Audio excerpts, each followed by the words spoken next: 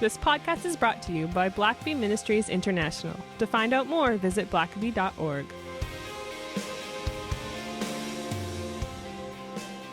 Well, welcome back to the Richard Blackaby Leadership Podcast. My name is Sam, and I'm your host, and I'm hosting the one and only Dr. Richard Blackaby. Hello, Sam. Good to see you today. It's always a pleasure. I had some fun playing with your little Alice baby today. Yeah, she's 6 months old and doesn't quit. She's like grins all the time. I know. Never seen a kid with such big eyes and just grins and quite the happy baby, which makes us happy parents. Makes you happy.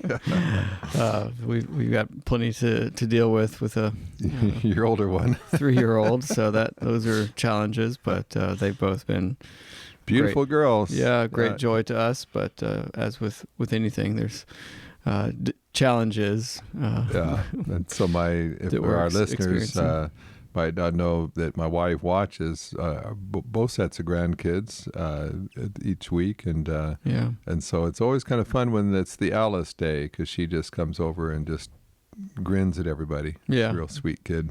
Yeah, she doesn't run around and jump off of things and stuff yet. So, well, I was thinking recently that there's a lot. It seems like, at least in our culture today, there's a lot of emphasis on starting things. Yeah. And, there's this whole concept of startups, and that has sort of, I think, percolated into the psyche of the general population, and this idea that you can start something and grow it into a multi-million or billion-dollar company, or, you just start a side hustle, start organization, whatever it may be. But just this concept of starting something. And even we've talked about it some here as well, but there is, another side to that, and that is, life is not just starting stuff. Yeah, you got to end things too. Exactly, and we've had a whole series on seasons, but I think today we want to look at not just starting new stuff, but actually ending well. Yeah, and you've run a couple marathons, haven't you? How many? Yeah, we did two full marathons. Yeah. Well, I've not ever run a full marathon. Run is maybe a generous term.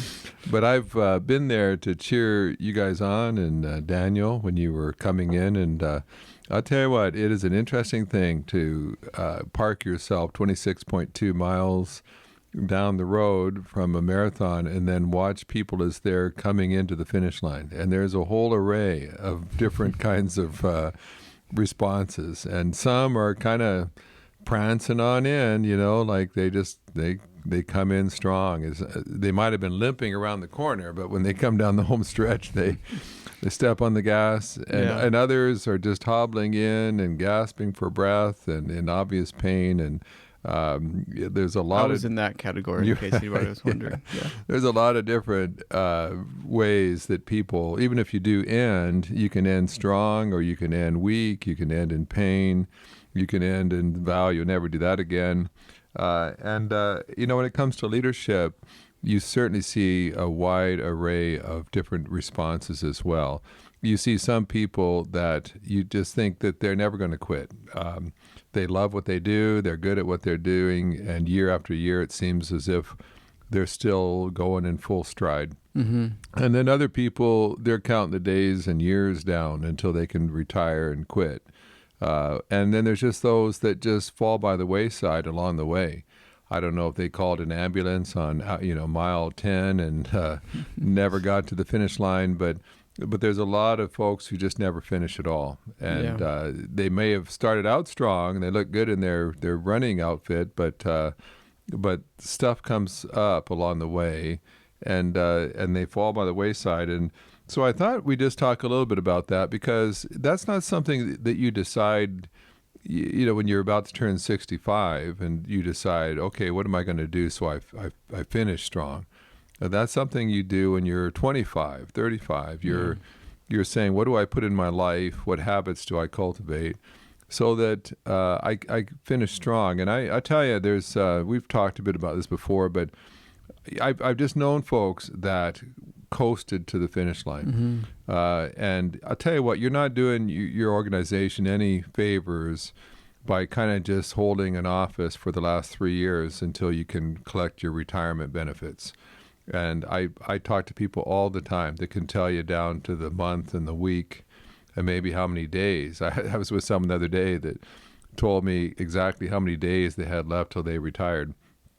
And, that's great if you've got great plans for retirement, but hopefully in those final days, you're still giving it everything you have and what you've been called to do, and you're not hurting your organization. And so, 'cause I imagine that also, that puts everyone under you if you are leading a team.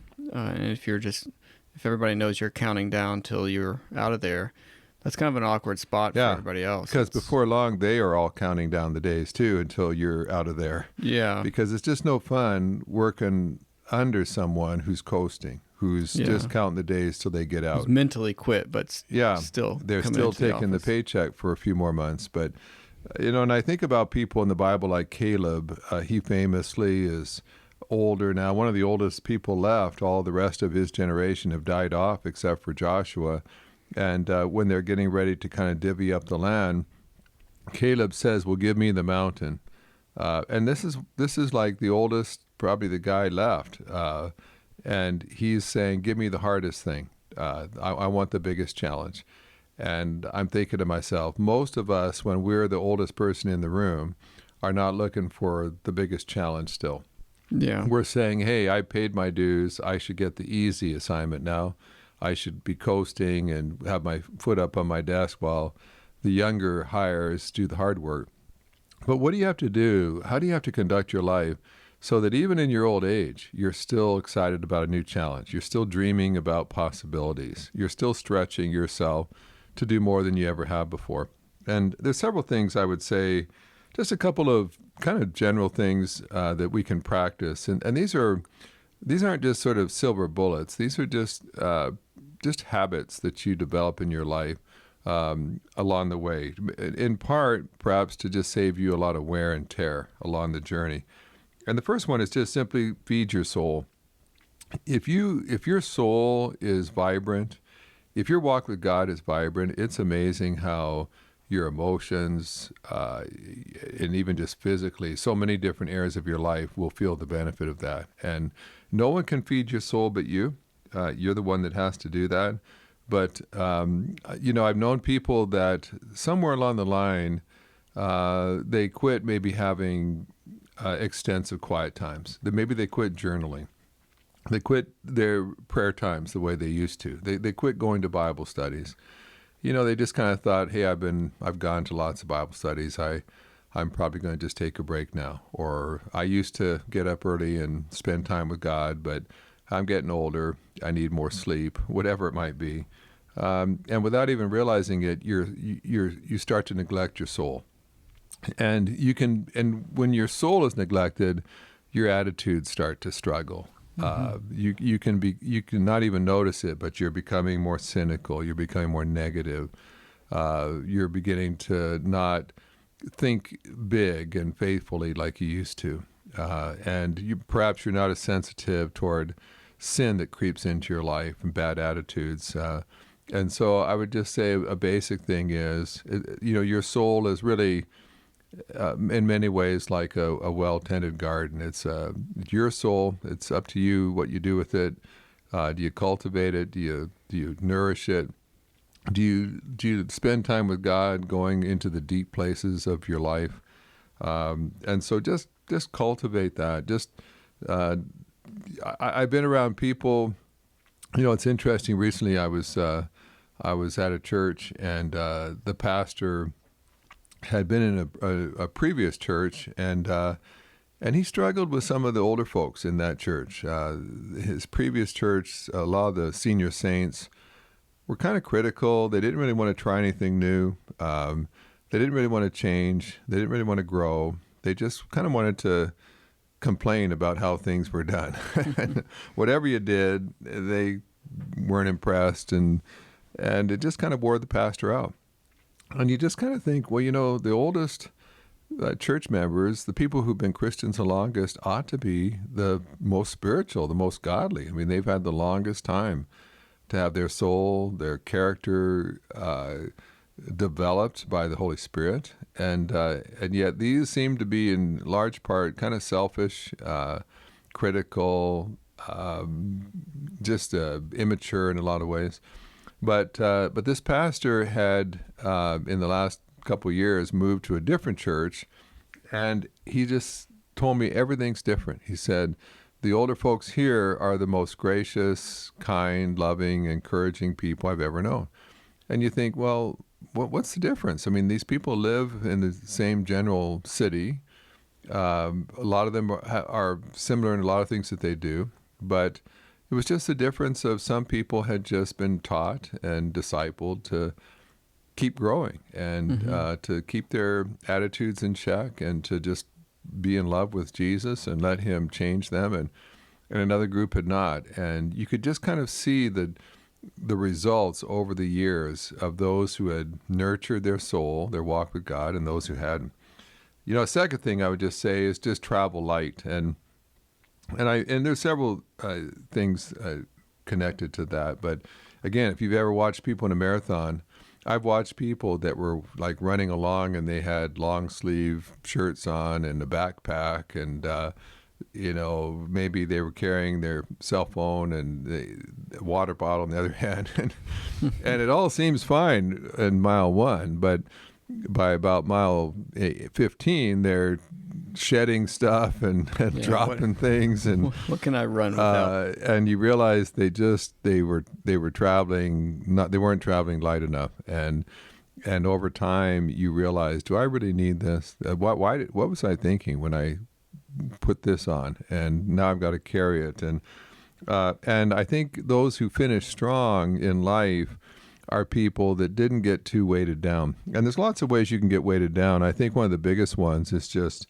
with cares and concerns. First Peter 5:7 is one of my wife's favorite verses. It says, casting all your cares on him because he cares for you. And that attitude of, we all have cares, we all have concerns, but what God invites us to do is don't carry them yourself. They'll weight you down. So cast them, toss them onto God, and he's happy to take them and carry them for you. But he doesn't say, I'll come and take them from you. He says, you have to cast them. You've got to release them. And I know lots of people that just will not release their cares and concerns. They want to hold them tight to their chest, and over time it wears them down. And so I would just say, I've known some folks that just refuse to get over things that had happened to them. We've all had people that hurt us, cheated us, lied to us, whatever. And it can bother you. And for a time you can have to really process what happened. But I'll tell you what, if years later you're still mulling over that, you're still kicking yourself for that, you're still feeling embarrassed about that, you can't carry that kind of stuff year after year. You got to just say, you know what, I made a mistake there, but I did everything I could to rectify it. I've made amends. I've asked God to forgive me. I've learned. I haven't done that since, and you know what, I just have to move on at this point. And sometimes it can even just have to do with things like possessions. I know people that have lots of stuff, and they may have several houses and lots of vehicles and so on, and a cottage, and none of that's bad. But I find that as you get older, you need less and less stuff. I've been kind of looking at my parents now, and they've really downsized from where they were a few years ago. And at this point, even downsized, it's at their age, it's just getting hard to keep up with even what they do have. And you realize, what, the older you get, the less you really need. And the less you want to maintain, the less you want to repair, the less you want to pay for, the less you want to just have to keep dusting, And so I think there's just kind of a mindset. It doesn't mean you don't have anything or you don't have anything nice. But sometimes if you're going to finish strong, you don't want to be just distracted with lots of stuff you have to maintain and insure and keep up with and inventory in life. You want to just keep the most important things around you. And I've noticed that with my parents. every time they downsize some more, they're having to ask the questions. Well, what's the stuff that really matters to me? The first downsizing, I kept all my nice dishes. The second time I gave some of those dishes away to grandkids, and I'm just keeping these dishes. And the next time I think I'll get down to a set of 4 or 6, and that'll be it. And you just start to realize, okay, I think I'm not traveling as light, whether it's baggage I'm holding on to, possessions, distractions, but I think to finish strong, and I think that's one of the reasons why a lot of people, as they get older, they don't finish as strong, because they got too much stuff to maintain. They're too distracted. You lose focus over time. And there's lots of reasons you can lose focus, but I think in part it's as you get older, you just got more stuff to worry about. Yeah. Well, I think this is a good place to take a quick break, and we'll be right back. Christ loves the church with an infinite, eternal love that is beyond our comprehension. Unfortunately, the church often doesn't function in a way that Christ intended. Many Christians fail to understand that God's ways are not their ways, and when we attempt to do God's work the world's way, the results are dissatisfying and even damaging. When a church seeks a new pastor, they stand at a crossroads. How that decision is handled will determine the church's future. Your Next Pastor is a guide that was written to help you seek your next pastor in ways that both protect the health of the church and give great hope and blessings for the future. Pick up your copy today at blackabystore.org. Links will be in the show notes. Well, there's nothing like a move to help one realize what's important and what's not important, and start to shed all that extra baggage and weight of stuff in your house. But I imagine there are some other ways too that we can lighten our load and trim down our baggage so that we can finish strong as leaders. Yeah, a third one, a little bit different, is just foster a sense of humor. I've thought a bit about this of late, even in terms of Jesus. I think we mentioned I've been watching The Chosen, or I did watch it, and I do like the way that they have portrayed Jesus with a sense of humor. I would love to have known what Jesus' laugh sounded like. Yeah. I kind of feel like he had the kind of laugh that probably just sort of really lifted the whole room, I think he took pleasure in those things. And Jesus would have had some really sobering realities about him. He's got a Judas in the room. He knows he's going to betray him one day. He knows he's got a cross waiting for him at Calvary. He knows that he's got Pharisees and critics and self-righteous religious leaders constantly just watching his every move and listening to every word to try to catch him. And yet, he didn't let that just get, that could have just been such a downer, that he just kind of trudged along day by day, knowing, well, what's the point? Yeah, I'm going to get betrayed anyway. That's a real recipe to become an Eeyore, I think. Yeah. If you know you're... But, I just find that you've got to, and some of that you got to foster. It's funny because, when you watch good comedians, the interesting thing about them is that what they talk about is what everybody's experienced. Like I had someone one time say to me, I'd preached a sermon and told some funny story, and they were saying, well, Richard, you're just fortunate because you've had so many funny things happen to you.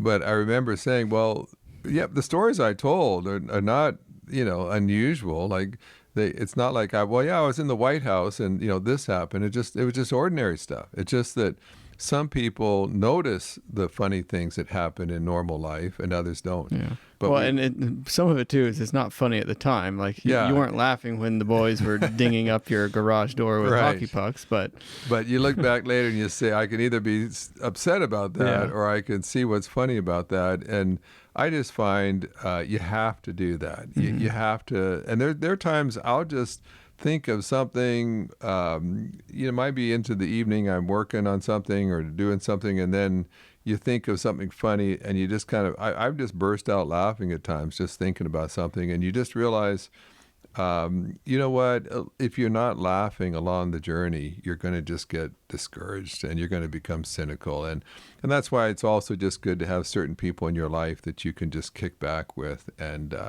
I'm fortunate because I get to work with family and friends at Blackaby Ministries, and you get to a certain point in your life, and you just want to kind of have people around your life that you enjoy, that you can laugh with, that you don't have to take everything so seriously. Mm-hmm. And I think, if you can do that, it makes it a lot easier to stay in the game. You're having a good time. Like, why check out? This has been fun, and I have fun with who I work with. And so just foster that sense of humor. And a fourth thing is just view your life in the proper context. Sometimes we get too serious because we kind of don't see things the way they really are. For most of us, the jobs that we're in today, we'll retire from at some point. Like, this isn't going to be the rest of our life. So, so while we're in this job, it's not our entire world. Our world's bigger than that. And because that sale didn't happen, and because I didn't get that promotion, because various things, that's just a part of my life. That's not all of my life. And so, hey, I do the best I can here. Each day, I come in and I give it my all, but my life's bigger than that. And so I want to always just kind of keep my life in proper perspective. Mm-hmm. And part of that perspective is knowing that one day I'll give an account to God for what I've done and how I managed what He gave me.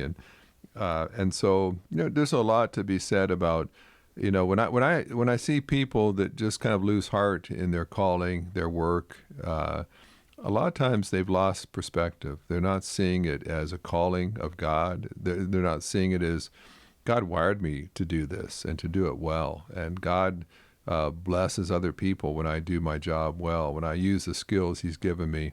Instead, it's just more about how many more years do I have to do this? And I didn't get the same increase in pay I was expecting this year.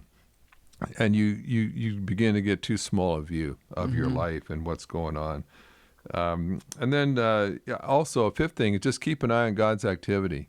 And it's kind of another way of saying keep the right perspective. But a lot of what's going to keep you in the game is not necessarily that you sold a bunch more products this year, but that you saw God doing stuff. Maybe you got to witness to a customer about Christ, or you had an employee whose marriage was on the rocks and you were able to intervene and help them get counseling, and now everything is great again. And they every time they see you, they thank you for how you helped them. Or, you had a business trip internationally and you got to help out a church or a missionary while you were there. And you begin to realize that you're not just earning a living, you're fulfilling a calling, and God is at work all over the place. And I'll tell you what, that'll keep you in the game too. I know people literally that they have all the money they could ever need. They don't need to earn another dime, but they keep working anyway because it gives them a platform to serve God, to build His kingdom, to have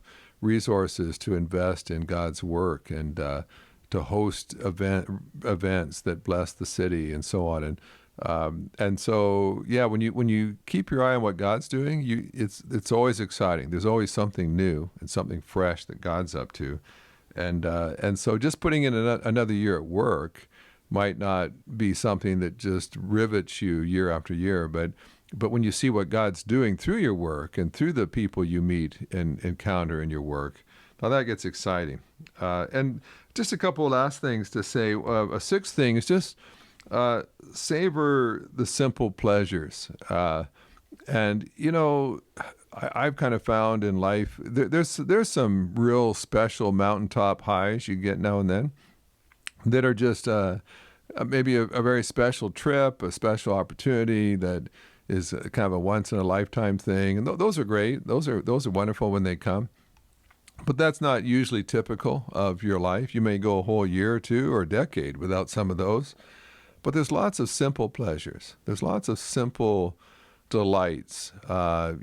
Sometimes it could be as simple as just, sitting in your living room with a nice cup of coffee and listening to the kids just playing together nicely, or the sound of laughter with children, or I'm sure for you just going out in the back 40 there and just listening to the animals, or, in the morning just watching the sun come up. Well, my wife and I were just talking this morning actually about how nice it would be to just take some time in the morning and sit on. We have a front porch that's open, and just sit there with a cup of tea or coffee and your Bible, and we're very much surrounded by nature, and and especially as parents of young kids, it's like that serenity first thing in the morning. Yeah. That's a real simple pleasure for sure. Yeah, and we're in the process. We've been of a kind of a marathon here, but we're slowly working at building a bit of a sunroom in the back of our house. And we don't have a big backyard, but we have a number of mature trees back there. And our goal has really been to kind of do that, where it's climate controlled, but just all windows back there, looking out on trees and birds and squirrels and flowers, and just in the morning to just take a moment to just look at nature, drink your coffee, read the Bible. Sometimes just getting up in a beautiful morning and having time to read your Bible and just know you're not in a hurry today can. There are days when I don't have a book deadline or something looming that. Which those days seem to be very not few often. Lately. That doesn't describe my current status, but sometimes to come into my office and know, okay, today I could read a book, I could write on a book, I could do whatever I want today. I don't have anything pressing. All my pressing chores are caught up, and today I can just do what I want to do today. Wow, and then I feel great. It's no deadline, and I think sometimes we run right past those moments that really we could savor and enjoy. Yeah. And I find that people that just seem to go year after year, still going strong, are the people that, sometimes what we do is we hold off all of our pleasure till we retire. It's like, if I can just keep sprinting to that finish line, then I'm going to start living. And you can't do that. By the time you get to the finish line, you realize you squandered your only life. You've got to enjoy those ordinary moments, savor them as you go. Could be nothing more than a sunset that you just stop and notice, and you just take a moment to breathe it in. It doesn't have to be a long moment even, but you just see something special in nature, or God just puts a really profound thought on your heart, and you just stop and ponder it for a moment.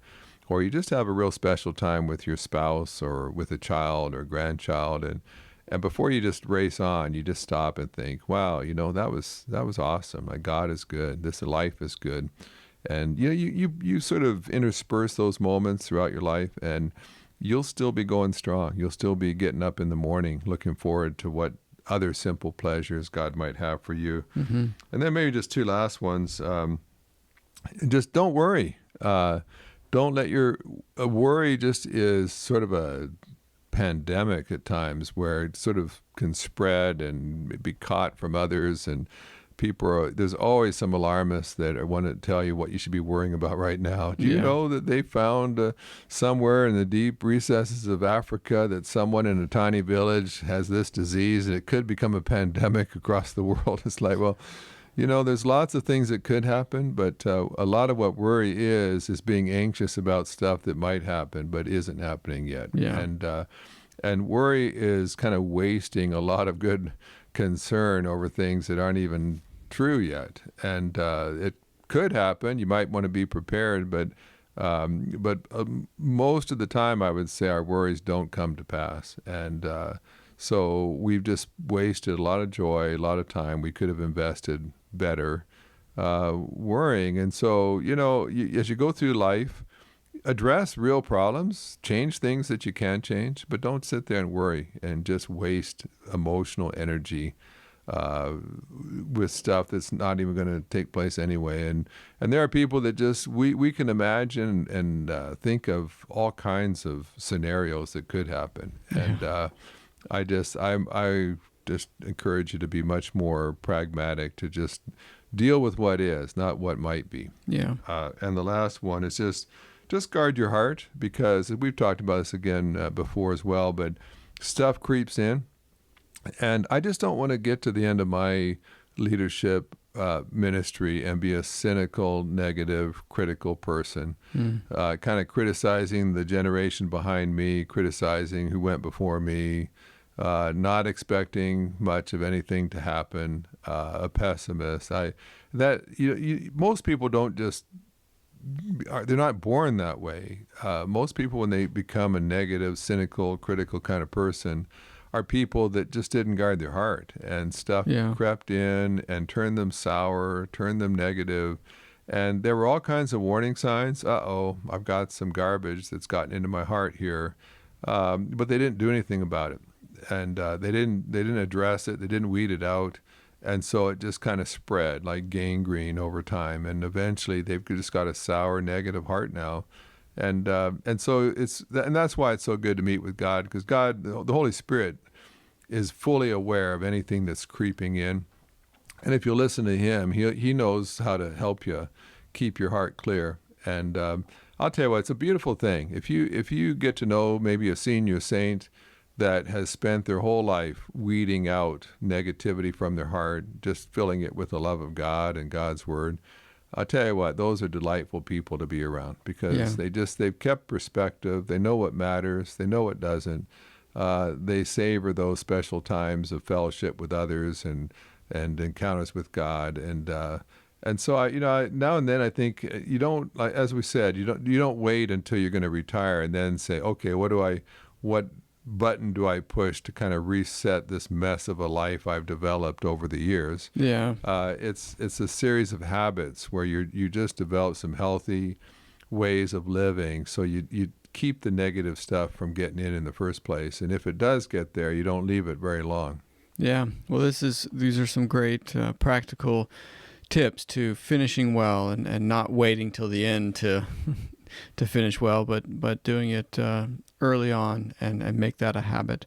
So thank you for taking us through this, Richard, and until next time. Thanks for listening to the podcast. If this is something you enjoyed, it really makes a difference if you leave a review and a 5-star rating on Apple Podcasts or wherever you listen. Don't forget to subscribe and share with your friends. We always love hearing from our listeners, so email us at podcast@blackaby.org.